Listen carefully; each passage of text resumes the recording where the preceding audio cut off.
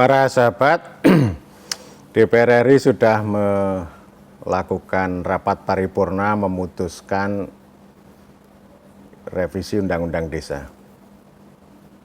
Judulnya perubahan kedua atas Undang-Undang Nomor 6 Tahun 2014 tentang Desa. Memang ini revisi kali ini tidak memperoleh sambutan yang begitu antusias dari para pihak, banyak pihak. Tapi saya tetap memberikan apresiasi. Saya mengucapkan selamat datang Undang-Undang Desa baru. Ya. Selamat untuk para pejuang, baik itu Abdesi, PPDI, Kades Indonesia Bersatu, Aksi, dan lain-lain ya. Selamat. Saya belum komentar terlalu jauh, meskipun naskah sudah saya terima. Nanti komentar saya yang lebih banyak nanti setelah ini undang-undang ini dikasih nomor oleh pemerintah, oleh Sekretariat Negara. Tetapi saya memberikan sejumlah highlight penting. Pertama, ini Undang-Undang Desa baru ini sudah memulihkan dana desa. Yang kemarin itu mohon maaf di capture ya, atau dirampas oleh Undang-Undang Darurat Pandemi Nomor 2 Tahun 2020. Dan saya sudah banyak berbicara itu di berbagai kesempatan. Termasuk sahabat saya, Dr. Andi Sandi, pakar hukum UGM juga selalu menyoroti tentang ini ya, pengambilan dana desa oleh Undang-Undang Nomor 2 Tahun 2020 dan sudah jalan 4 tahun tapi belum dikembalikan. Nah, Undang-undang ini mengembalikan itu.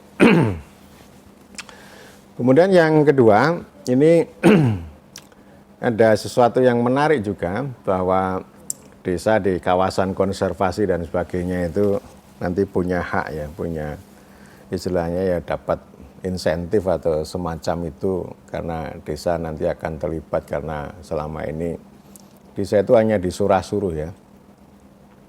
Surah-suruh termasuk kalau misalnya ada kebakaran ya, ada kebakaran hutan, desa-desa di dekat hutan itu tidak punya otoritas untuk menyentuh hutan itu. Tetapi kalau pas kebakaran ini mereka disuruh untuk menjaga, bahkan mengatasi juga. Itu juga sering menjadi keluhan. Di Jogja udah banyak ya. Di desa-desa yang di atas di Merapi itu menanam pohon, menjaga air, lalu airnya dialirkan ke bawah. Tapi mereka nggak dapat insentif apa-apa.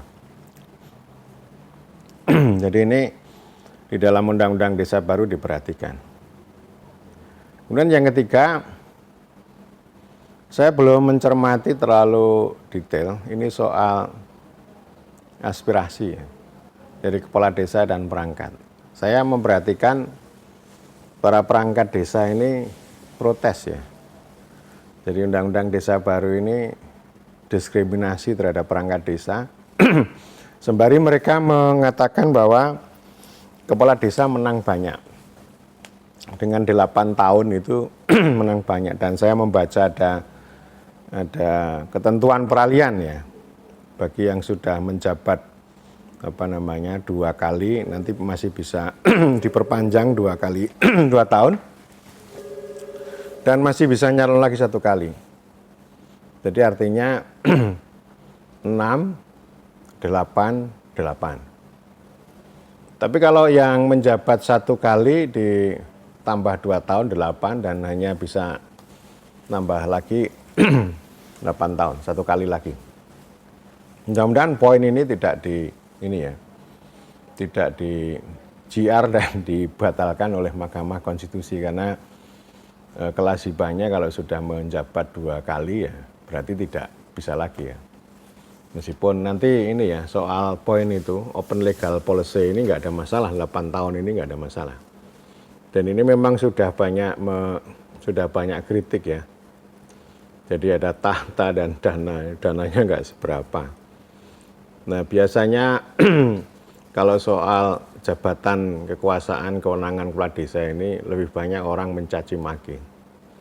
Itu pemahaman kita tentang kekuasaan ya masih sebatas itu. Tetapi mereka tidak pernah menyampaikan kritik terhadap kekuasaan yang menindas desa, menindas kepala desa, memperalat kepala desa. Itu poin pentingnya ya. Jadi maksud saya para netizen itu ya, termasuk para pakar ya, para netizen ini, kalau netizen jelas ya, maha benar netizen dengan segala komentarnya, apapun yang mereka komentarkan itu benar. Tetapi saya ingin mengatakan bahwa itu tidak mengetahui apa yang diketahui. Artinya kalau tidak mengetahui secara utuh lalu berkomentar ya akhirnya kebenaran yang mereka yakini itu bisa difalsifikasi dan sebenarnya nggak relevan. Nah saya masih akan mempelajari secara detail soal ini ya, soal hak ini ya, kepala desa dan perangkat desa ini. Kalau tidak salah memang ada perbaikan nanti di PP 11 tahun 2019 ini tentang termasuk ini ya, hak tadi ya, siltap penghasilan tetap. Tetapi sejauh ini yang saya dengar dari para perangkat ini soal status dan hak perangkat yang belum ditingkatkan, belum dibikin jelas, sehingga mengapa para perangkat ini merasa dianaktirikan, lalu menuding kepala desa menang banyak sementara kami gitu ya, itu enggak diperhatikan. Dan para sahabat penting untuk saya katakan bahwa segala sesuatunya membutuhkan regulasi, tetapi regulasi bukan segala-galanya. Regulasi yang baik itu tidak serta-merta mendatangkan kebaikan.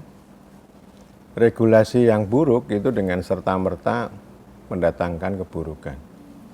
Dan kalau kita belajar pada pengalaman 10 tahun, norma yang betul-betul dijalankan secara murni dan konsekuen, secara tegak lurus itu hanya soal pemilihan kepala desa. Yang lain-lain tidak. Soal seleksi pemberhentian perangkat desa kacau balau. Soal siltap penghasilan tetap kepala desa dan perangkat desa kacau balau. Ya, tidak murni dan konsekuen. Apapun ya. Jadi apalagi kalau kita bicara soal marwah, soal kewenangan, kedudukan desa sebagai subjek ya, enggak, itu jauh ya. Nah, artinya yang mau saya katakan bahwa undang-undang desa yang sudah berjalan selama 10 tahun yang berupaya membawa kebaikan dan dia dinilai sebagai regulasi yang baik, tetapi tidak serta-merta membawa kebaikan. Saya sudah banyak berbicara itu dan ya meskipun nanti ini pelaksanaan undang-undang desa baru ini akan menghadapi banyak tantangan, tapi sekurang-kurangnya yang tadi dana desa sudah dikembalikan.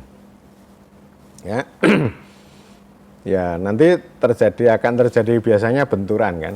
Ini di Undang-Undang 2 tahun 2020 kan belum dicabut, tetapi ada satu prinsip bahwa ya undang-undang desa, undang-undang yang baru itu akan menggantikan yang lama. Jadi yang baru akan dipakai itu asasnya para sarjana hukum dalam peraturan perundang-undangan gitu.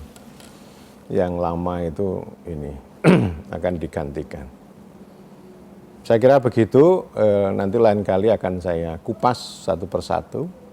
Ada banyak sisi, tentu ada banyak isu, karena secara prinsip asas-asas ketentuan umum yang konseptual itu yang kata-kata kunci seperti rekognisi, subsidiaritas kan tidak diubah ya, tidak dirubah sama sekali ya. Dan nanti bisa kita bandingkan antara Undang-Undang Nomor 6 tahun 2014 dengan nanti Undang-Undang Desa baru ini. Kita tunggu nomor yang akan diberikan oleh pemerintah.